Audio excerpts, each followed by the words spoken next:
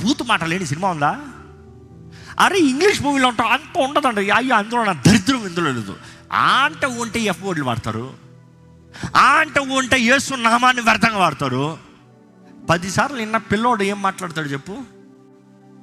ఆయన నామాన్నే వ్యర్థంగా మాట్లాడతాడు. నీవు కడగబడిన వ్యక్తిగా అంటే దేవుడు నిన్ను బంగారం వెండి పాత్రగా పెడతాడంట, లేదంటే మట్టి పాత్రగా వాడతాడంట.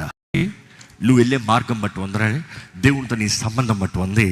దేవుని కొరకు ఏదైనా ఆశ కలిగి ఉన్నావా? అందరిని కలవు, అందరితో మాట్లాడవు, అన్ని స్థలాలకు వెళ్ళవు, అందరిలాగా ఉండవు, అన్నీ చేయవు. Because you know your value.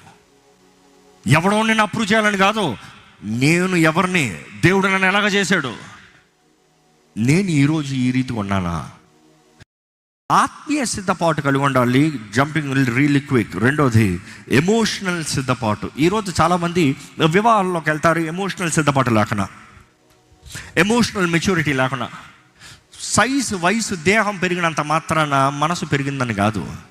ఎవరికి ఏం ప్రయోజనం? The true luxury is peace. సమాధానాన్ని వెతుకు, సమాధానాన్ని కోరు. దేవుని వాక్యం తెలియజేస్తున్న సాయి శక్తులు అందరితో సమాధానం కలిగి బ్రతుకు. Emotional boundaries, physical boundaries.